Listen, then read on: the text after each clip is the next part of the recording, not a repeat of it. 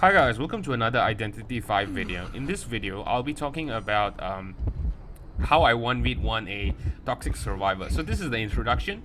There is a timeline where you guys can click on the video to go to the specific parts where you want to see. If you want to see the 1v1, you can go to that juicy part. So as you can see, now we are to demonstrate what I mean. This is RC Ivory, I believe, and I'm not sure if this is still the same team comp, but these survivors are one of the best survivors in Japan. And look at what happened, right? This survivor goes down like super fast, like less than 5 seconds actually. And first officer, he makes a huge mistake here.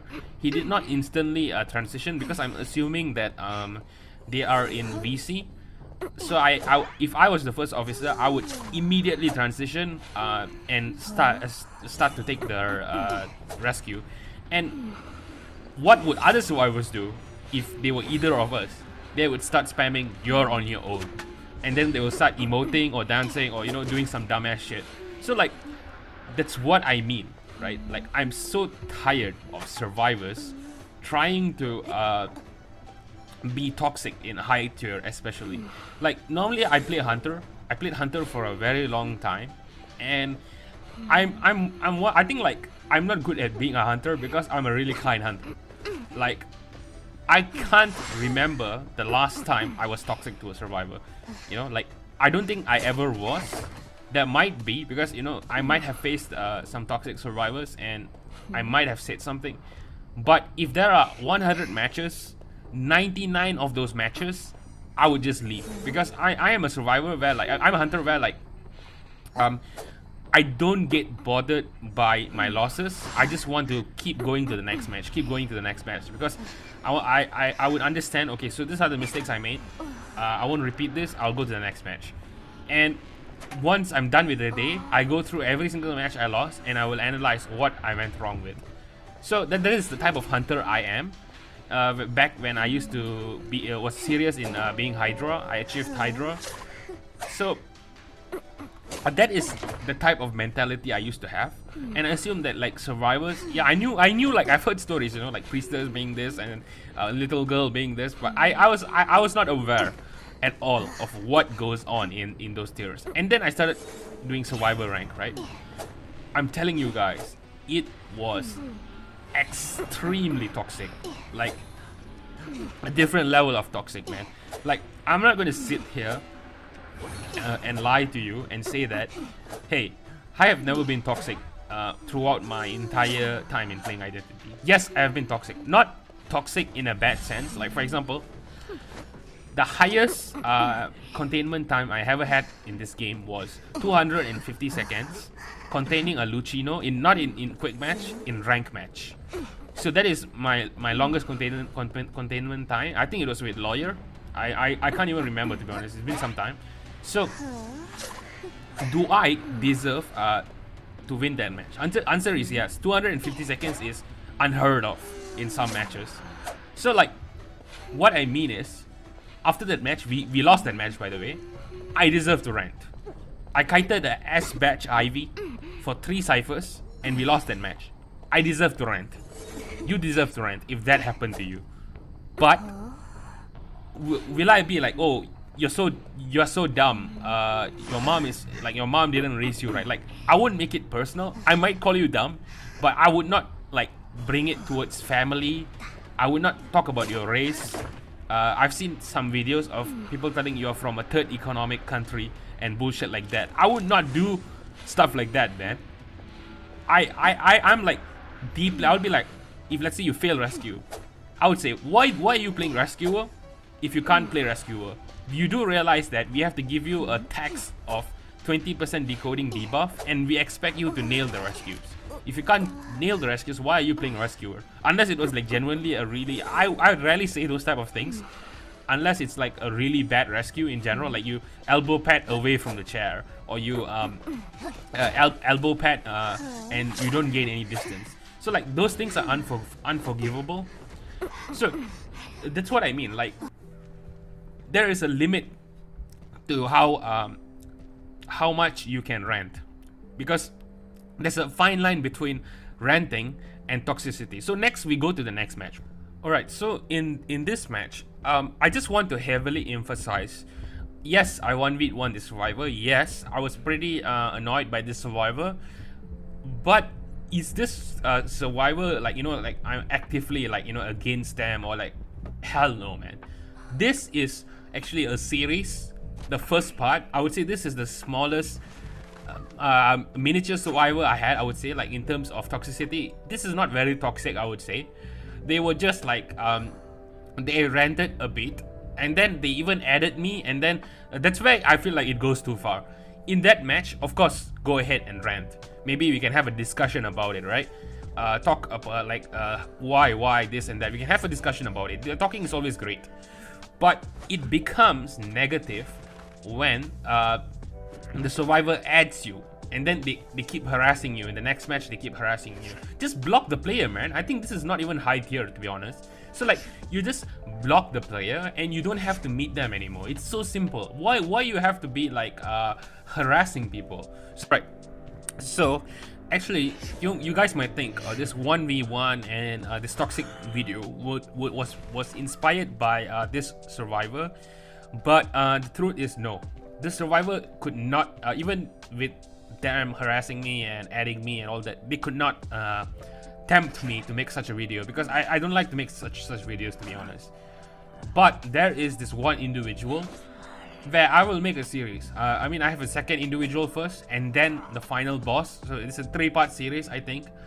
And the final boss is very. This is a very sad story, to be honest, because the person is a community leader, guys. Yeah, I'm not making this up. The person who promotes toxicity is a community leader for the Asia server, unfortunately. And we have to take action, guys. We have to do something to these players, because these players, as a whole, cause the game to be unfun. Because you have to realize, right? Not everyone will be in the same wavelength as you, and if you keep harassing people, you have to face the consequences. So I hope in the future series, if you are a Discord mod, or you have some sort of authority over this person, or just share this video. Just share this video. It's more than enough, because we have to expose these people, guys. Because these people, it's one thing, like this person, for example, they be toxic, and they probably won't get any friends. They won't succeed very far in rank, and they will always hate this game and probably delete it after some time. But the same obviously can't be said to a community leader, because community leader essentially means that you're going to have influence over a large amount of people, and these people will also take these characteristics and these traits that they learn from you and spread it to the community, making the entire game toxic and unfun. So you have to be reprimanded for your actions. And I'm 100%, I'm telling you, you guys are all keyboard warriors, man. The people like who keep, like, for this player I'm talking about, I played a clerk match. I messed up a save. I made a tie to become I made a draw. I mean a win to become a draw to become a loss. 100% reasonable. Rant all you want. Your heart's content. You rant about how shit the player is, how whatever. I totally get it, right? But then you harass me every single match after that. Every single match. The moment the match starts, oh, this guy is trash. This guy is trash. It's almost like you know, at this point, it just feels like some sort of projection almost, because indeed, like I think this player has around a 40 to 50% win rate. If you ask me, it's not that super high, to be honest, because, like, yes, it's way higher than my lifetime win rate, but if you are so-called the best and you have minions playing with you, I would say your minions are actually better than you in terms of kiting, especially that one player in particular who played patient. I think is way better than you in terms of kiting. I feel like you're a one-trick pony, and if I were to play hunter, I would absolutely destroy you. Like, it's just my observation. I could be wrong because I haven't played Hunter in a long time. But it doesn't matter, to be honest. Even if I destroy you, it doesn't prove anything. Like, even if in this 1v1 video, whatever the outcome is, it doesn't prove anything. What is ultimately important is there is a fine line between being toxic and being just having a bad day and ranting about something. Totally a very thin fine line, you know. And you as a player, you know, like the first video I showed you, you should be promoting positivity. Your focus should be the hunter is the true enemy, and all of us should work together to contain the hunter, not beyond that, you know. We and especially when every single time, right? Like for me, the first few times they came after me, I just thought, like, you know what? Yeah, we did mess up the match. It's a really bad match. So what I did, I played lawyer. I wanted to prove to myself that I'm actually an above average player. I am an above average player. I had an S badge for wildling. I have I think top 30 for lawyer. Lawyer is not a B tier or C tier character. During the time I got an A badge, he was a S tier character and heavily competitive character. So I think I got top 30 for that. So you cannot just say that I'm a below average player, you know. So especially when you can't back it up, because every other match after that, we won or we tied. Every single match was like that. So it ultimately became like you have this huge grudge against me, and you want to keep harassing me to the point where like, I don't get what is your objective, to be honest. I don't get what is your objective.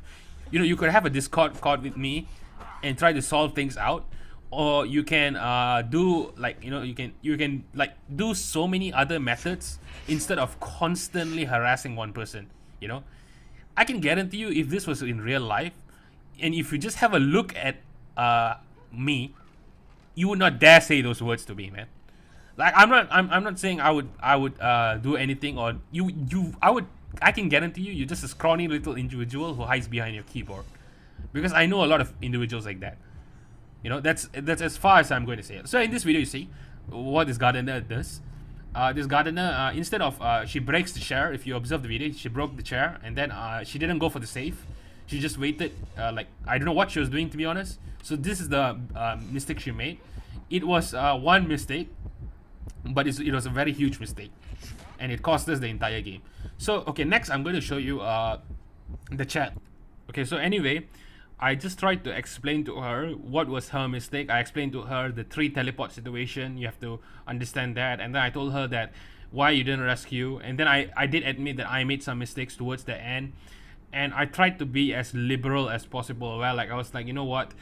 We made some mistakes. You made some mistakes. So let's just move forward from this. She was very reluctant. She's like, no, I have 9% win rate better than you. So I am 100% better than you because my win rate is 9% better. So I was like, you know what? I'm not very good at fancy words and stuff like this. Let's go for a 1v1. Let's see who is truly the best. So I actually kited the hunter around the map, and the spawn where I exactly spawned, that's where I kited the hunter. So I had like a very huge disadvantage there. But in this match, to make things even, I can use blink. And I mean, whatever trait I bring, and also I can she can pick any spawn she wants in the map. So it balances things out. I still feel like she has an advantage, because this is the strongest loop in some argue it's the strongest loop in the entire game, unless you play Naiad or something. So let's see if 9% higher win rate translates to 100% better player. So the rules are simple. She can only bring Tide Turner, by the way, and you know, actually now itself the kiting starts, because when Explorer is in hiding form, it's considered still as kiting. So like, yeah, okay. So finally I see her, and so I think I tried to go for some mind games. So her goal is she should surpass my 75-second containment time, by the way. So that's her goal right now. I could have gotten her with Terror Shock there, but I did not go for it. And Okay. She goes into the factory. So after using blink, I feel like this is where the true match begins. So a bit of a mind game. I'm not like a high tier hunter, by the way. When I was playing this, I think I was just like somewhat in the middle, and I don't play this hunter at all, to be honest. So I'm a bit slightly, you know, a small sticker. So let's see how long she contained me. Let's see if 9% translates into 100% better player. So let's see her containment time. 47 seconds. Wow, who would have guessed? Thank you guys. See you in the next video.